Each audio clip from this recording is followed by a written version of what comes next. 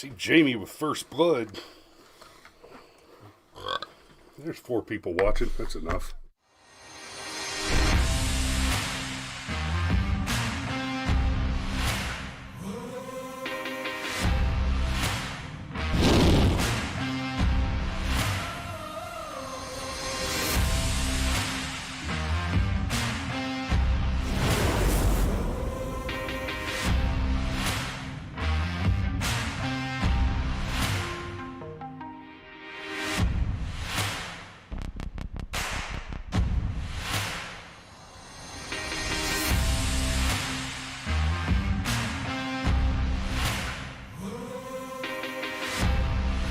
And good morning. Good morning. Rod. Sure, let's open with a top comment, Rod. Well played. Oh, man, that's Good to see you, brother. good to see you. I see Steve and Jamie too. That's awesome. Sorry, I have to check my phone real quick about something. Just a quick double check. Oh, well, instead of waiting on you So, to ask me how my you dig weekend in. was, my weekend was all right. I worked. Chris and I had a conversation somewhere around 3:45 in the morning on Saturday morning in which I cracked a joke about really not wanting to be a responsible adult as often as I am forced to be a responsible adult, and yet I was about to walk out the door and be a responsible adult. And we had that conversation at 3:45, and I don't know if you know this, but That's early. that's early. Well, and on Saturday morning, it was like 28 degrees. And look, y'all, I realize there are parts Yes, of it the was. world where it gets much colder, but it doesn't happen here in Georgia that often. And once it goes below freezing, I mean, yeah, minus 40 is more dangerous than 0. But once it goes below freezing, now you're at risk of dying from going outside. Yes. So it's oh, and then it looks like Dave Bowen joined us. So that was my weekend. I worked, but in a couple of weeks, the money from all that work should come in, and then I'm gonna be like, God, am I glad I had that conversation with Chris at 3:45 in the morning. Did I work Saturday? Yes, I did. Okay. Anyhow, how was your weekend? Same. Worked Saturday. Yesterday was I was lazier than I intended to be yesterday. I still did a lot of work on that one video that I'm cutting for the dance studio, but yeah. Dave says it's 30 degrees here in Florida and it sucks. Anyhow, Even the Russians avoid absurdities. I don't know. Have you not seen the Russian Avengers? yes, with the cyborg, With the mechanized cyborg werebear? Yeah, Yeah, that made me happy. good, because the rest of the movie was not. It was not. It was not a great movie, but it had fantastic special creature effects. And pretty good combat choreography. So, woke M&Ms. Yeah, Meme War Monday, and this is. I mean, there are memes related to this. However, it turns out if you search Twitter for M&Ms, don't look for M&Ms on Twitter. you will not find these are not the M&Ms you're looking for. No, they're not. Though they could be the M&Ms you're looking for. You don't want them. But, well, I mean, the point that I'm making, you don't want these M&Ms either. But Basically, before I started looking for the M&Ms conversation on Twitter this morning as part of our show research, I'll be perfectly honest with you. I was under the impression that actual pornography was not allowed on Twitter. Apparently, allowed and are 2 completely different things. yes, apparently, as long as there's no penetration. Nope. Oh, see, I didn't know. I was under the impression. Look, It's bad. It's bad. There's naked people on Twitter, basically, and for some reason looking for M&Ms. Actively naked people. Yeah, And apparently they're into candy. and And for some reason, searching for M&Ms on Twitter will show you naked people. Yeah, I didn't get far enough down the rabbit hole to figure out exactly why it is that particular search term, and when I say that particular search term, I mean the letter M ampersand NS. Somehow just flood your Twitter feed with pornography. I don't know why. It has something to do with the MMs letters being related to SMS text message subscription feeds, and so apparently that brings in all the OnlyFans advertisements. And I was also previously under the impression that OnlyFans models preferred not to show anything beyond them in their underwear in their advertising, because the point was to entice you to come and see the rest of it. I was mistaken about this as well, apparently. I mean, it might be good for us to get smart on OnlyFans just because we're part of the internet culture, and that is the thing I don't actually know a lot about. Like, if OnlyFans can surprise us on Twitter, which they did this morning, I don't want OnlyFans sneaking up on me anywhere else. Like, that'd be one of those things where, like, you're filling out a job application, or you're talking to a cop, and you're like, hold on now. And okay, we're off the track a little bit, but let me I will back up a little bit. The OnlyFans thing. I did a little bit of research on OnlyFans when there was a little bit of a buzz because OnlyFans was going to get rid of all the pornography on OnlyFans. And shut itself down. Which, right. And they have since reversed track on that. But there was a little bit of buzz about that. They were gonna move away from having the porno on there, for many of the same reasons that places like Twitter, Twitch, and the like don't allow pornography, at least in theory. On YouTube it's okay as long as it's gay. That's a thing. That also surprised me. But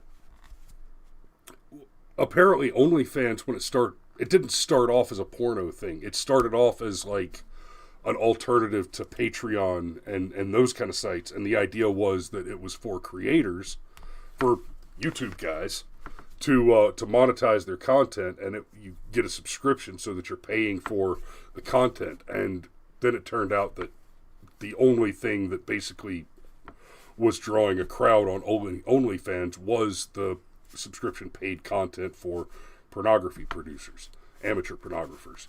So, and hey, you know what? Y'all do y'all. In that case, some of these, and you know what? No. Yep. Anyhow, long story short, don't look for M&Ms on Twitter. M&Ms got funny. And Steve says sex sells, no surprise there, and that is part of the conversation on the M&Ms. Absolutely. So the M&Ms this is the Mars website, okay? Okay, like, just stop, just for a second, all right? You know how sometimes news stories come across and you're like, no, this didn't come from The Onion. This is not from the Babylon Bee. Right. I've got something from the Babylon Bee as well. But so far, this is... we're going to touch the Ukraine thing tomorrow. Probably, probably a little later in the week, Rod. It's Meme More Monday, and we like to try and do meme content on Monday. Anyway, so this is not the Bee. This is not a joke. This is Mars. This is the official website. At Mars, we believe that in the world we want tomorrow, society is inclusive. And as one of our most iconic brands, M&Ms is announcing a new global commitment to create a world where everyone feels they belong. That's a lie. Look, keep going. That's a lie. Keep going. I'll come back to how that's a lie. M&M's has been around for more than 80 years, and this year the brand continues to evolve to reflect the more dynamic, progressive world that we live in. And as part of this evolution, built on purpose, M&M's promises to use the power of fun to include everyone, with a goal of increasing the sense of belonging for 10 million people around the world by 2025. Those were definitely words. Why 10 million? Look, I listened to the woman's statement, and I swear, you know how people are like, that post gave me cancer? Like, I swear, listening to this woman's statement gave me ear cancer. You mean this statement?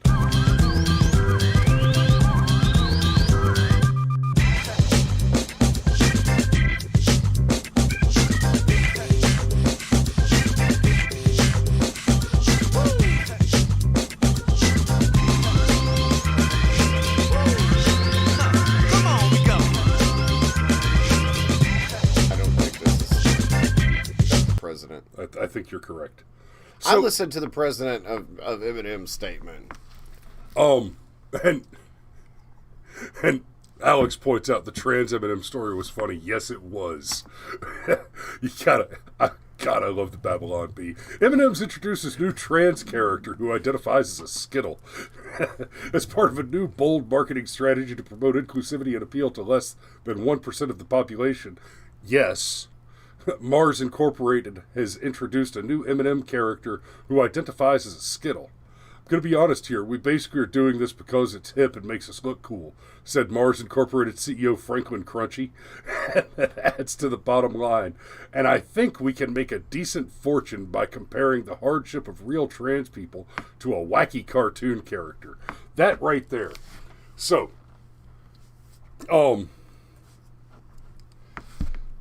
So yeah, M&M went woke. Okay, like it's. Can we go back to the original statement? Yeah, please. Yeah, if we must. Here, I'm gonna spin that up a little bit for the viewers at home. No, not quite that much. They can see it. They can see it. Okay. So the brand has also introduced the M&M's Fund to track the brand's impact on our mission, which will offer resources, mentorship opportunities, and financial support in the arts and entertainment space to help ensure people have access to experiences where everyone feels they belong. That's another lie. Okay. So, when I say that's another lie, the top one here, at Mars, we believe that in the world we want tomorrow's society is inclusive. And as one of our most iconic brands, M&M's is announcing a new global commitment to create a world where everyone feels they belong. That's a lie. Because guaranteed, they're not going to go out of their way to make you feel you belong if you don't belong to the progressive victim stack. That's the only belonging they're interested in.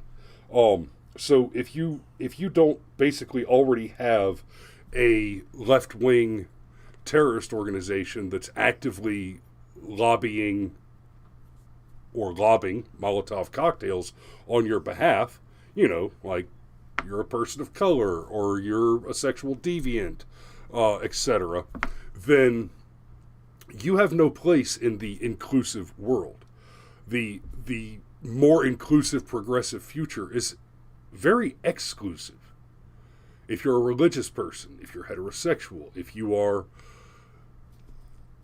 white, if you're male, right? Straight white cis male that practices a monotheistic religion, then there's no place for you, right? Every time you hear somebody crying about white supremacy bullshit, you're talking about people who are exclusively, and by definition, the most excluding bigots you can find. I dare you to find me one white supremacist per cause of the so-called exclusive left. Well,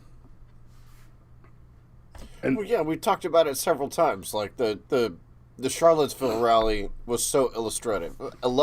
Like, even if that was 1/10 of every white supremacist in the country, that means there was only like 3,000 or 4,000 white supremacists in the country, right? Like, because it's not a thing. Like, and when you see the people on the left that are like, dear white people, tell other white people not to act like dickheads when they say things that they shouldn't. You clearly don't know this. We already do that.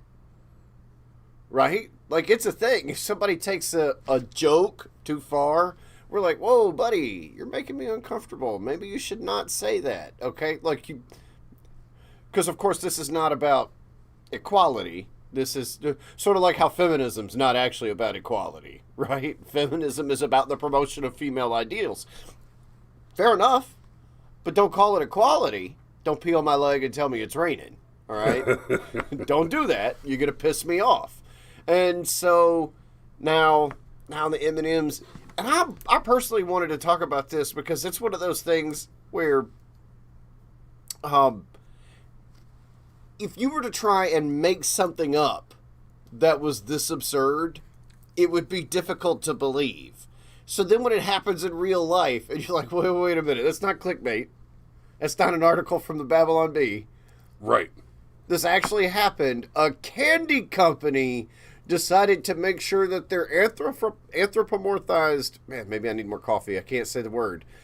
But their cartoon characters are more inclusive. Okay. It just... So let's talk a little bit about how they're doing that. They've taken the several candy characters, and they're changing the shoes on the brown M&M and the green M&M, which are the two female M&Ms.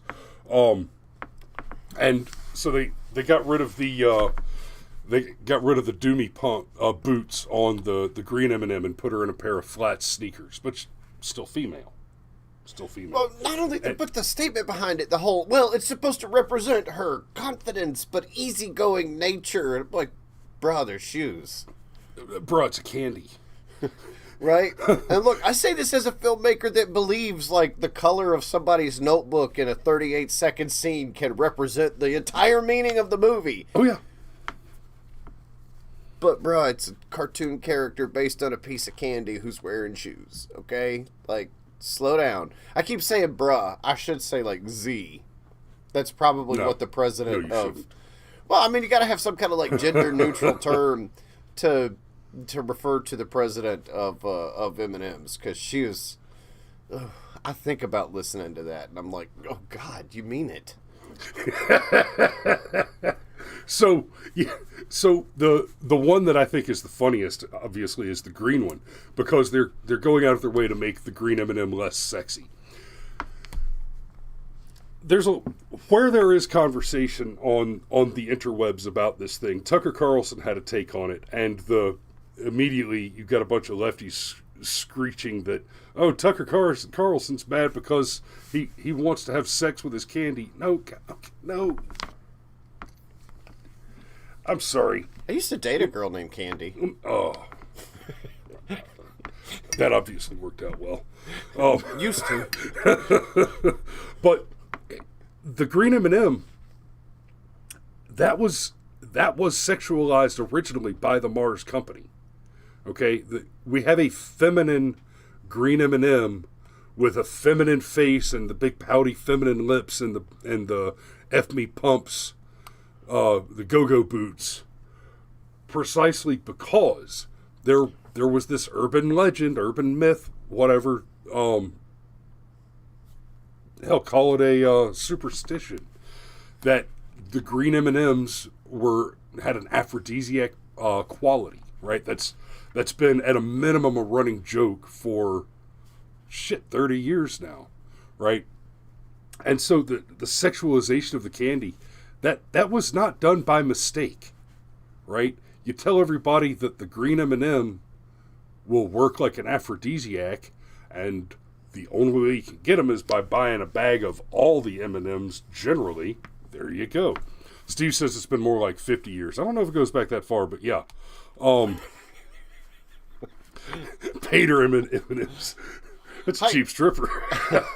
Hey, apparently M&Ms were an aphrodisiac for Hunter Biden, right next to the crack rock. And Parmesan cheese. Parmesan cheese, that's right. And women of questionable relationships and age. That's a real specific fetish. Yes. I'm trying to avoid saying the word. I think I just got to the bottom of my coffee cup and caught some of the dregs. Okay, so the reason this is worth talking about, a candy company rebranding their candy and being woke seems inconsequential. It seems like something that doesn't matter, that's not worth talking about. It's not worth even paying attention to. But here's the thing.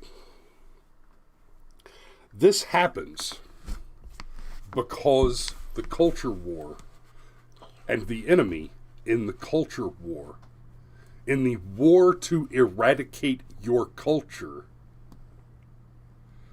the enemy is infiltrating all institutions. Okay, it'd be one thing if some silly little ice cream maker decided that all his ice cream was going to be pro-gay, pro-this, pro-that. You like Ben and Jerry's? Exactly. Yes. Okay. Yeah, all right. Yeah. But those guys were always liberal weirdos. They were. At least it's consistent. Like, M&Ms were just like... I remember when the biggest things M&Ms ever did was introduce the red one. Yeah. Anyhow. But this is a result of people are hiring people with college degrees. And it really is the case. I can't tell you how many times I've heard it. It doesn't matter what you get a degree in. What the employer wants to know is that you can start something and finish it. That's all they care about. Unless you're getting a degree like a medical degree or something very specific, something like engineering, that, yeah. Right? Unless you're getting something like that, all an employer cares about is that you have a degree, and that was true. Now employers care if That's you have still a degree. True. But here's the thing. Now, those degrees are in gender theory. They're in grievance theories. Gender studies, women's studies, African American studies, etc., race studies, etc., etc., etc. All the grievance culture studies, which means that what you're hiring when you're hiring just a degree, what you're hiring is a brainwashed little automaton that has been programmed by the enemy to cause you harm.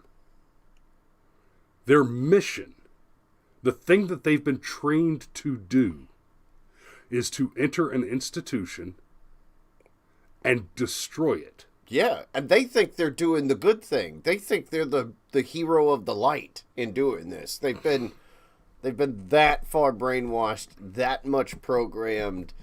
You might have had a highly intelligent, complex human being that walked into this institution, but then what walked back out was an NPC awaiting orders to create more NPCs.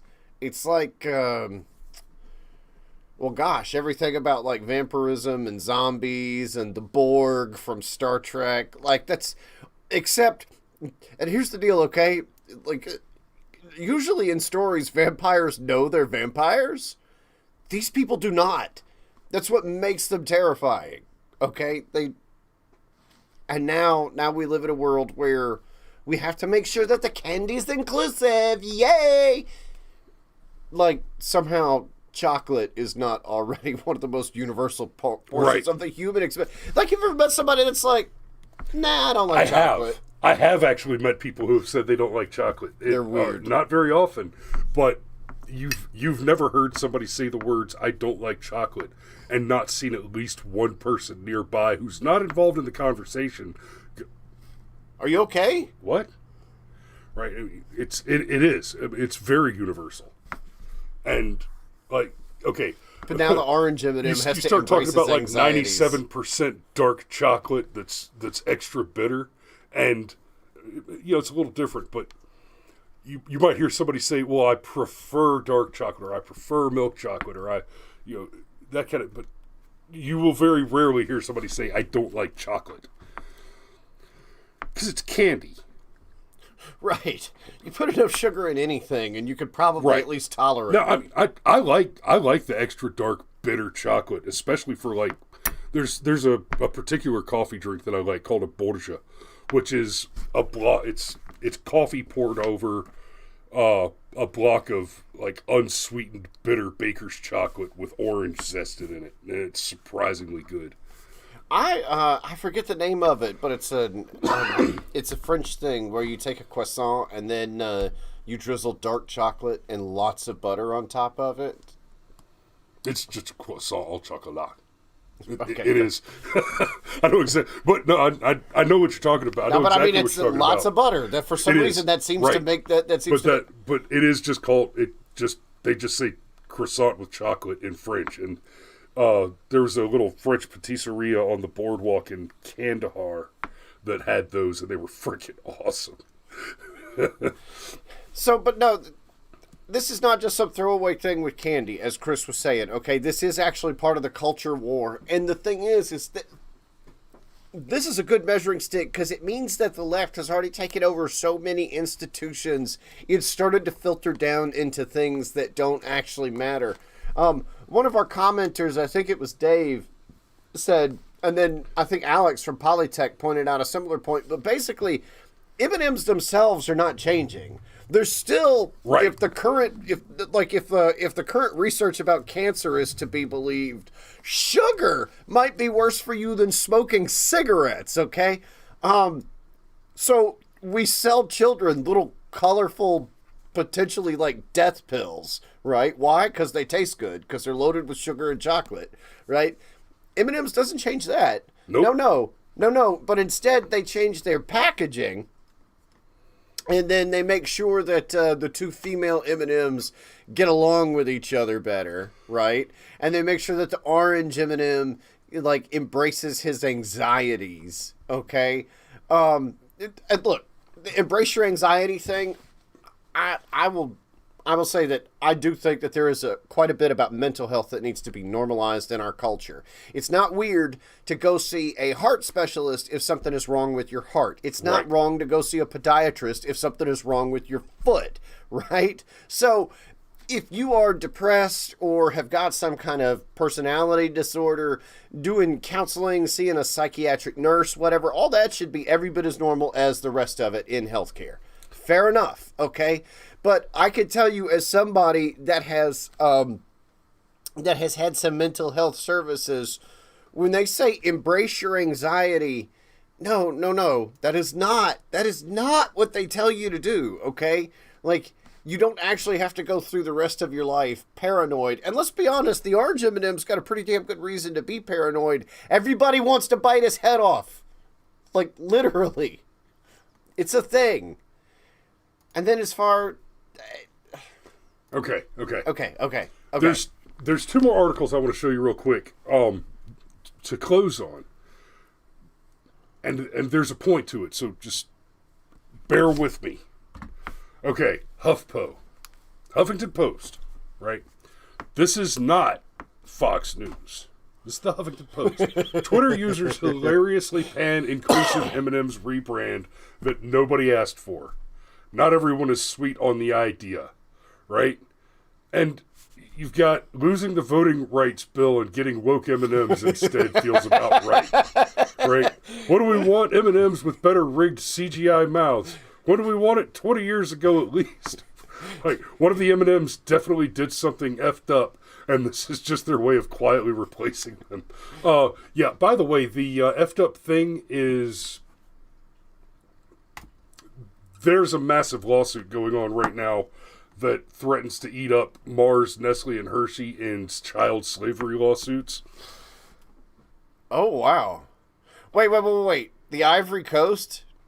You mean to tell me that the super woke company is using African slave labor to make their chocolate? Yes. That's what I mean to tell you. So they're Democrats? Yeah. Okay, all right. So status quo. Right. Well, remember how there were no more open air slave markets anywhere in the world until Barack Obama was president? I'm tracking. And then they opened them all back up? Right. That wasn't by accident.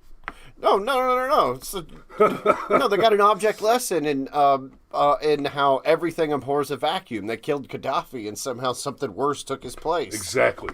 But we've got Huffington Post here. Twitter users hilariously pan inclusive M&Ms rebrand that nobody asked for. Those tweets are great, though. And then we've got LGBTQ Nation. This is not a publication that I spend a great deal of time reading, but there you go. The internet explodes in laughter as M&M's announces new inclusive characters. No one in all of human history has ever looked at a effing M&M and said, I don't feel represented. Right? This, so this is coming from LGBTQ Nation. So I think it's freaking hilarious. Even the left thinks this is retarded. Even the left thinks this is retarded. Right? Because it is. Now, in fairness, it looks like this is a pretty obvious ploy to grab some attention, to manage some marketing and branding, and distract from a major controversy. And we're gonna have to go back and look at the controversy more as it develops. But there is a massive lawsuit going on related to the use of slave labor by these candy companies to produce their chocolate. So, I mean, it's kind of like when, I don't know. Everything else Democrats did? Andrew Cuomo should have been going down for the murder of a few 100,000 elderly people, where we had means, motive, opportunity, and essentially a signed confession. And instead, there was suddenly a sex scandal which, by the way, has completely disappeared. Right? Which is, yes, Rod, they don't have a white one either. Haha. So they don't have white chocolate M&Ms either. They've done. They were limited run though. Did they? It's fun. Again, you know what? Nope. I'm going to let all those jokes go because I want to stay on YouTube. Yeah. You know, the other thing that's really funny is Skittles already locked up the whole Taste the Rainbow thing. Yes, they did. And Skittles commercials are awful. Yeah, but at least they embrace their weirdness and cringe and everything. Skittles have been weird. Yeah, you know who doesn't embrace that weirdness and cringe? Me. I don't eat Skittles. Well, they're not chocolate. That's correct. Okay. However, the thing is about M&Ms is, well, dude, they're already a rainbow. That's what's hilarious about this, okay?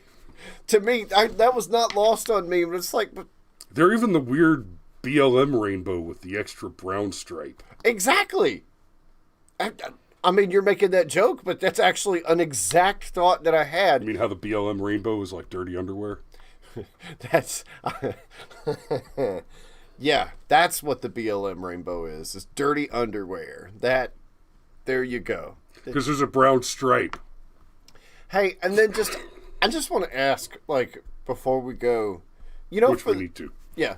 So, you know J.K. Simmons was the original voice of the yellow M&M? No. Yeah. Wow. Yeah. Do you think he's looking at this, like, at his full-blown, like, Spider-Man voice, just screaming at the TV, be like... I'm never, ever... Can't believe I'm associated with this. There we go. All right, y'all. Be safe out there. We'll see you back here tomorrow morning.